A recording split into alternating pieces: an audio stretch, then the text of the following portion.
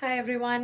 Thank you so much for joining us. I know people are probably joining from different parts of the world. So, good morning, good evening, good afternoon, wherever you are. And thanks for taking time on a Thursday to be here with me and Tirtha. Um, the topic that we know we're discussing today is about diversity and inclusion in your product career. And we'll try and bring different perspectives, for at least from both of us. But before we dive into the topic, should we start with a quick round of introduction, Tirtha? Absolutely. Do you want to go So, first? yes, thank you so much, everyone, for joining, and very nice to meet you virtually. I'm Tirtha Chavan. I am a global business transformation leader in the software as a service industry. I started my career as a software engineer and have navigated different roles across different organizations in different countries. So, there have been times when I was the only woman on the team when I started my career as a software engineer. I was the youngest on the team, so it has been really interesting to navigate, different things in career. As I recently last year made director at Salesforce. Very well. Um, I'll go next and I'll try and cover the same at my journey. And honestly, probably quite similar experiences we would have had. So I am a career product person. I actually incidentally started my career in investing, but very quickly moved into building. I used to do investing across various sectors and then realized that there's so much more fun in building things and moved into product management very early on and have done product across so many different industries from cloud computing, cybersecurity, Amazon fashion, AI, and now work for a payment services company called Checkout.com. It's Europe's fastest growing and one of the biggest fintechs in Europe. And I head their product portfolio for everything around merchant experience, payment experiences. Um, but I've worked across so many different industries, but also so many different countries across Singapore, London, US. And primarily, what you realize is there are a lot of things that are different culturally, but some of the core things are quite similar. Uh, Especially as we navigate the topic of diversity and inclusion, some challenges actually permeate across geography boundaries. So I'm very excited to dig on that as well with you, Tirtha. And hopefully it will make for an enriching discussion. And we'll go from there. Um, I think, at least for me, like, and I would love to see what you have. I think for me, let's probably even demystify or like understand what do we even mean when we say diversity and inclusion. Thoughts? So, at least the way I think about it, diversity is being invited to the party, and inclusion is being asked to dance. So you feel like you belong there, and you're not just standing in the corner with your drink and just looking at everyone and just wondering if I should go and have a conversation with someone, or I should just head home early. So in my mind, when I think about diversity, it's not just about race and gender and the usual things that we think about when you think about diversity. Diversity is also about different nationalities, diversity of thought, and being able to understand different perspectives which are very very different than our own perspectives. So when I think about diversity, specifically in product management, it is beyond how we typically define diversity based on race and nationality and sexual orientation and gender and the usual things.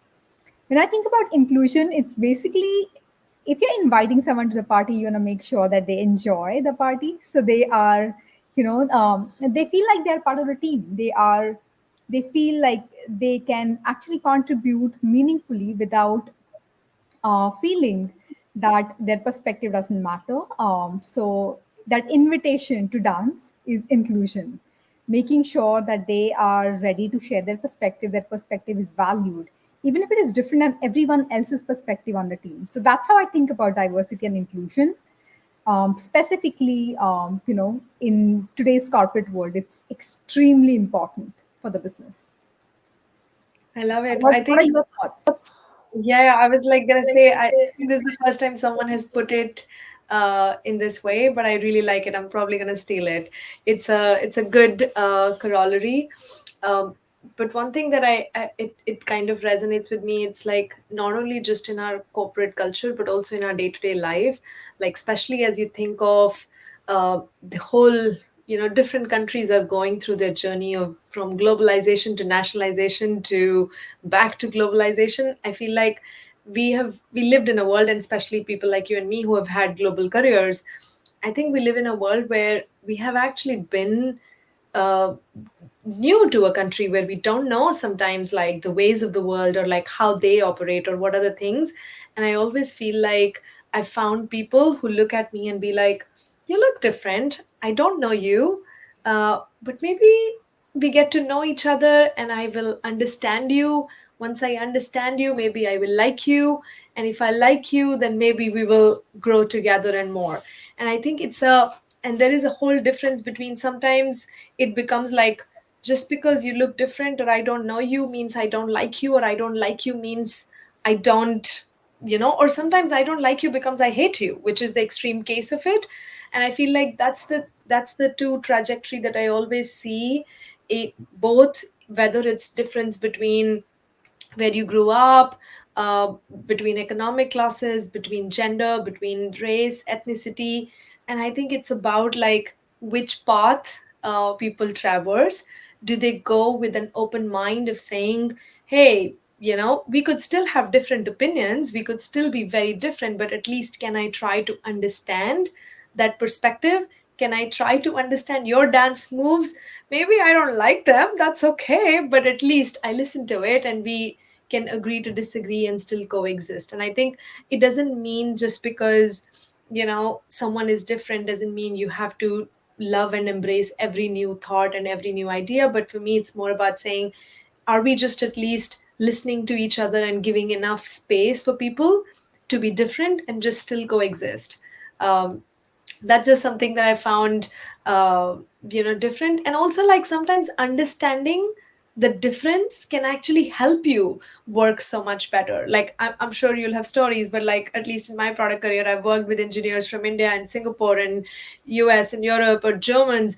And I feel like, and I'm not trying to pinpoint Germans, but I feel like everybody has a different way of when they do product planning or project planning. And somebody would say, uh, like for example, I say if you get a project timeline and it's given by you from an Indian engineer, I would actually say put 3 months buffer, because they're probably just running like last minute and trying to get everything, because they're always very optimistic, versus Germans love planning. And I would be like, oh, if they're giving you this, maybe there is 2 months buffer already. So understanding where they're coming from, what's their mindset, how they have grown.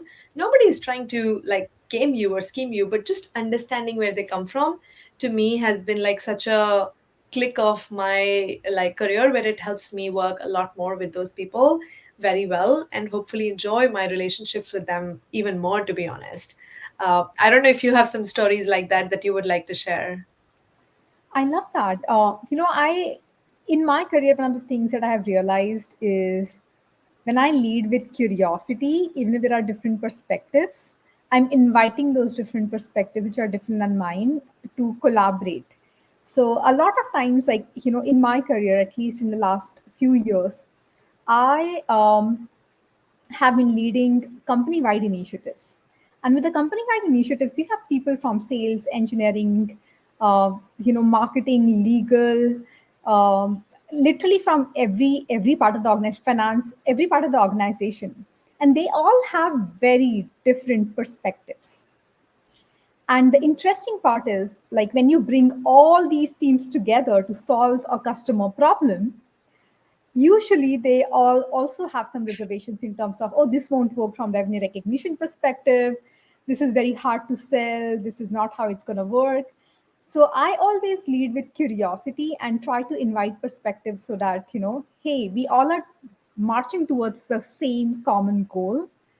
So how do we how do we let's unpack this together is something that I always use. Let's unpack this together and let's figure out how to find a path from this, because that helps people, at least if they have any reservations, or if they have their, if they're thinking that, oh, I need to really, protect my idea, then in that case, it starts melting and they start opening up to different perspectives in the conversation. So that's how I always approach it, Umang. And I don't know, like, I feel like it it works in most of the cases, if not always, when you invite people with curiosity instead of judgment. Yeah, humble listening. Like I think it's like a lot of times it's just like just listen, just go with that idea of listening with genuine intention to listen and not just be here but not there. Is definitely a trick that a lot of times I feel like helps. And also like I'm sure you've heard, like I'm an ex-Amazonian, so I sometimes like I think there are things that stay with me. It's like Bezos always said, like, great leaders change their mind and change their mind often. Yes. And to me, it's like you change your mind because someone brought you a different perspective. And like only if you're listening can you actually truly receive it. Otherwise, also, if you surround yourself with people who have the same thinking on everything, there's no reason for you to change your mind and never expand that outlook. I'm curious actually, and I know I'm probably traversing the topic. I'm curious, like, if you've found like examples where it is like has been truly value additive, because a lot of times like I feel diversity and inclusion, while it is a great thing and I want to like address, like, it's also a politically correct thing to say. A lot of times people will be like, yeah, of course we want diversity, and yeah, of course we want like different cultures, we don't discriminate, we don't have that. But like, has it, like, do you see this is a feel good thing and we want to do it because it's the right thing to do, or are we doing it because we feel like, oh my god, this is so good for the company or the team or business value itself? Have you seen that, or do you feel like it is a it's a CSR initiative? And I'm saying it with that, like, clearly I don't believe, but I just would love to understand how do you think about it? So I actually, equality is one of my values, one of my core values. I do believe like this is extremely important, that everyone in the world, everyone has equal access to resources and opportunities independent of their race, religion, sexual orientation, color of their skin, gender, disability, country of origin, immigration status, anything, like all of these things. And I think in my mind, it is important for me because I live in the United States. I live in San Francisco. I'm an immigrant. As I have navigated, different roles in my career, there have been times I have been the only woman on my team. I mean, the only immigrant on my team. I have been the only person of color on my team. And a lot of times when I think about it, I don't look like them. I don't talk like them. I have a different accent because I'm originally from India, and that's where I grew up.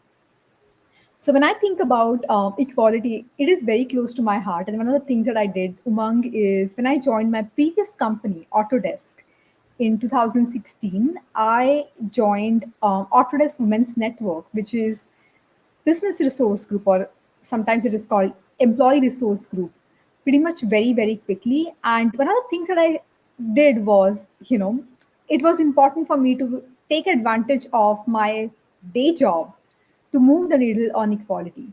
So yes, a lot of times companies may do it because it is feel good, it is something that everyone is doing. But I believe that a lot of times, whether you're individual contributor or manager or a very, very senior leader, we all can make that change. And specifically in product management, it is extremely important. And because one size does not fit all customers.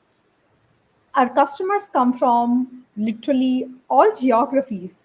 They are individuals, they are from small businesses, mid-sized companies, and they are large enterprises. They all have very different needs. So if our teams don't represent our customers and what they look like, how they talk, how they use their products, then in that case, we are going to miss the mark on building amazing product experiences for our customers. So when I think about diversity, I always use the business angle to justify why it is important and how we can actually make a difference with that. So to answer your question, yes, I have seen sometimes that people use that because it's the right thing to say, it's the right thing to do.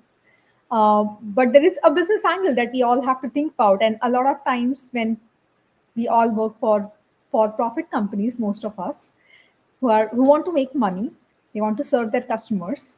And if we want to serve our customers, we need to make sure our teams represent those customers who come from all walks of life. Yeah. No, So that's truly. how I think about it. What's your perspective on this? Yeah, I totally agree. I think it totally makes sense that it's about, given that the world is global, everyone's coming from everywhere. So if your customers are global, your teams should represent it. And I think we can count on millions of examples. Um, I give example also from like the time when I was with Alexa. Like, if you see, Alexa today speaks English. And English is a mix of Hindi and English, which is what a lot of Indians actually do speak, right? And nobody would have ever thought of it. A lot of times we would debate and we would be like, oh, we're just like, either it speaks Hindi at a time or it speaks English, right? Like it speaks either French at a time or Japanese at a time, and or it speaks English. But we know a lot of Indians actually speak English. So now Alexa can speak Hindi and English at the same time. Like you can actually have a single sentence which has words from Hindi and English both. And this was an unlock. The first time we discussed it, it was like, very interesting. Why would someone need that? And then you're like, no, people need that. So understanding that, I think, was a very interesting unlock. But also, one thing that I find is very critical about diversity is that it's about talent, right? People have amazing talent from so many different geographies. And a lot of times I've seen people who can't even speak good English, or like they communicate slowly or communicate in different language. But I feel like when you actually see their problem solving skills or how they think about a problem, it is, it's just mind boggling. Like I find it like they would simplify something that I've been like wrestling with for so long, but because they've just thought of it very differently. So I feel like just really valuing talent for talent rather than for the fact that, oh, do they look like me, or do they sound like me, or do they come from the same background or same ethnicity or the same gender, could be anything. So this is really like a very hard thing to do. And I say this, it's a hard thing to do because I think when we all interview, when we all try to bring people into our team, automatically it's like things that we believe in, and if someone says that, it starts to resonate. Which is why, like, historically, if you think of it, people started to do, like, auditions behind a screen so that they don't really see who is playing the things. And now there are softwares that have come out which actually filter the applications without really telling you sometimes the schools of those candidates or giving you the gender of those candidates. And I think it's a good step, because even if we want to do it, even if we think there is value, we both agreed there is value. There is value because there is customers, there is value because there is talent everywhere. But the challenge is, even if there is value, those unconscious biases sometimes just come in. And it's like those are the things that I feel like, how do we solve for them? So that's the challenge that I sometimes like try to wrestle with, not only with myself but also with the larger organization, to saying like constantly like reviewing and policing myself. I don't know if you've found, and I particularly say that, like, have you found yourself caught in a situation where you're like, hey, am I being biased here? Hey, am I like, do I need to rejig my own thinking sometimes? Have you caught yourself sometimes where like course corrected yourself? Has that happened? I mean, don't mean to put you on spot, but if there is something you would like to share. I think we all have unconscious bias. We all like people who look like us, who we can relate to. We all have affinity bias. We all have potentially gender bias. We all have bias based on people we already know and people we have worked with, right? Instead of like going with someone who we don't know on the team. So I have definitely caught myself in that situation where I felt like, oh wait, let me take a step back. Like, am I saying no because it's coming from a specific person, or am I saying, am I open to this idea? And I always think about this in terms of, how do I approach it so that it's the best thing for the customer, it's best thing for the company. And one example that I came across, Umang, which really like stuck with me forever. I don't know if you know this, but in 2020, it was discovered that Twitter's image cropping algorithm was heavily biased. And a user uploaded an image of a white man and a black man next to each other in different positions and with different filters, side by side, flipped, different backgrounds, etc. And each time the white man was shown in the preview and the black man was cropped from sight. It's a big deal, but and the good thing is Twitter caught it and they fixed it very quickly. But these are the kind of things are important in specifically in product world when we are serving our customers, when we are building product that represent all types of customers in the world, right? And one of the things that I started doing is inviting the equality groups or the business resource groups, employee resource groups, members of those groups to test the product, to test the idea, so that they can give feedback. Wait, this doesn't seem right. The language doesn't seem right. This experience does not fit these particular demographic of users that I come from or I represent. So that's something I started doing so that even if people who are making decisions, product decisions, or business decisions, even if they have some kind of unconscious bias, because we all do, there are people who are doing checks within the company so that these kind of things don't happen with our customers, where they feel like, wait, this doesn't represent me, or this is not good for me, or they feel excluded based on that experience, product experience. Yeah. Yeah. I feel like process is like the judiciary of the corporate parliament, right? Like you need an independent judiciary, independent process to actually like make sure that we all stay honest to what we are committing to. But I think like we have like last 5 7 minutes left, and we can't do justice to this topic. I mean, we can't absolutely do justice to the topic without talking about the elephant in the room, right? Like there are lot of people who would talk about this issue, and we all do, but also have different opinions. We have all heard things like, yes, we care about diversity, but honestly, like, I have other priorities, and other priorities could mean, my own career, company's growth, or profitability, or other things, or I need this person now, but if I hire somebody who is going to go on a maternity leave, maybe I don't need that.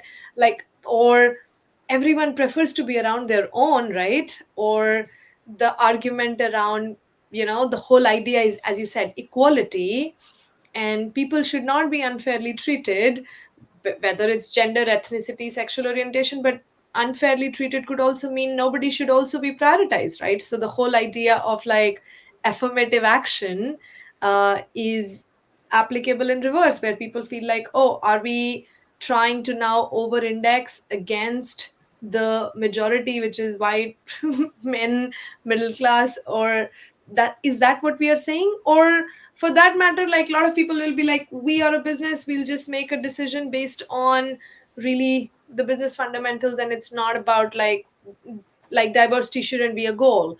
Or is that something like, I don't know how you've come across them, or how often do you come across them, but a lot of times I feel these are issues that people sometimes feel. And I personally feel in that spirit, like I really feel we can't really overcome this hurdle of inclusion unless we actually even give these voices a space to kind of voice themselves, right? So I just feel like that's also somebody's opinion. We might believe that that's different, or that's you know not something that we would expect, but that's an opinion. So how do you think we can deal with those challenges, or deal with those skepticism that people face around these diversity inclusion agendas, or why do you think diversity inclusion ultimately, if everybody believes in it, why does it fail at the end? So I think there are a couple of things I think about. Number one, I think it starts with each person, whether you are an individual contributor or a very senior leader in the organization. If you're a very senior leader in the organization, I think uh, it's important that they take the stand and they actually say that, hey, this is important for the company, this is important for the team. And they actually, their actions are aligned with their words.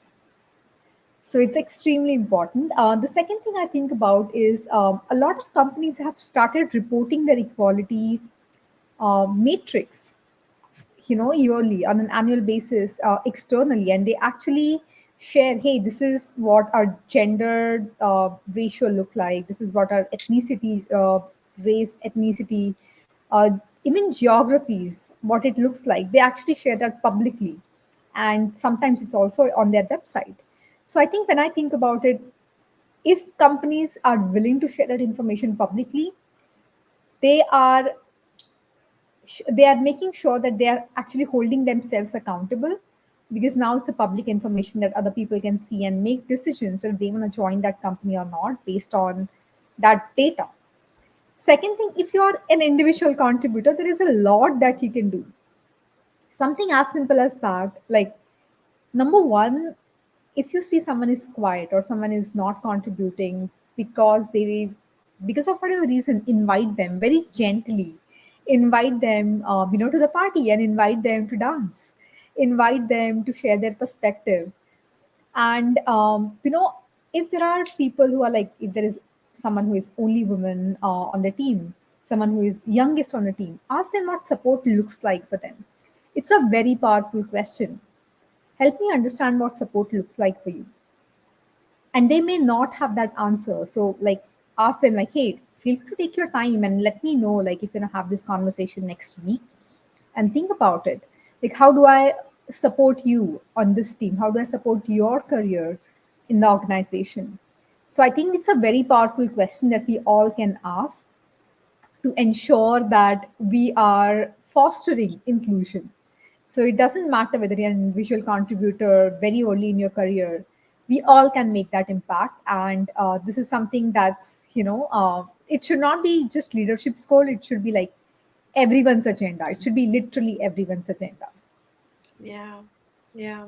I think very related question that we are getting from the audience is about like what factors do we believe still contribute to pay gap or diversity issues in the product career landscape? What strategies do we feel are effective?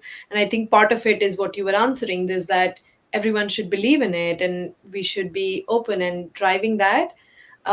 If I may add to that, I think one of the main things that I feel is still unaddressed largely is that yes, we have created an agenda, and we, there are like almost like playbooks to follow on saying what does good diversity practices look like. You create these communities, you create right practices, create, as you said, transparency in reporting. But at the same time, I think the point that I was making earlier also is like there are probably still people who don't fully believe in it. And I think giving them the room to even voice their opinion, so that, and without feeling judged, I really truly believe that people should be able to express what they believe without feeling like, oh, just because they don't necessarily believe this is top of their agenda, that means they're horrible people. It's just that they have probably never felt that level of pain, so maybe when they express, somebody would be able to like outline what is at cost or what are the challenges that people face, and it's worthwhile like having that dialogue. So I really think that more companies should allow even their leadership, even their executive leadership, because if it has to come, the tone has to be set from the top, then first of all the people at the top should be allowed to talk about it without feeling like they have this responsibility of being right all the time. Like it's about like let us talk about and have this honest open conversation and understand where these challenges come from, right? And then I think we can actually truly talk about it and say, if we can convince someone, if we can convince a leader, then that a leader convinces 10 other leaders.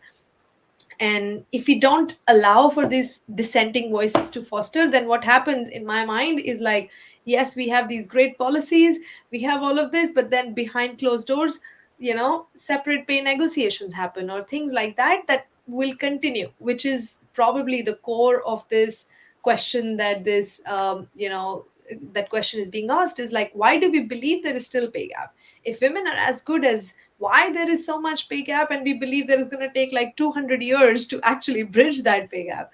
Purely because I feel like there is fundamental divergence in belief, and there are enough people who don't believe this is big enough a priority. And if we don't bring such conversations, or we don't allow these conversations without judgment, I think we will never truly get over it. um, it's very tricky. I can also imagine that, will we encourage a CEO to talk about these issues if he doesn't believe in it? But I think we need to find safe spaces, maybe within executive communities, maybe within at least the C suite and leadership, so that they can talk about it and get over it, rather than thinking something and saying something else. I completely agree with you. And one thing that I realized, if you don't ask, the answer is always no. So, yes, we all have been there where there were pay gaps, where we were not paid, based on our skills, what we bring to the table. Ask, ask again. And but not, I can one thing I'm gonna say, Umang, I actually built a business case one time in my career to share why I should get promoted and why I deserve that hike.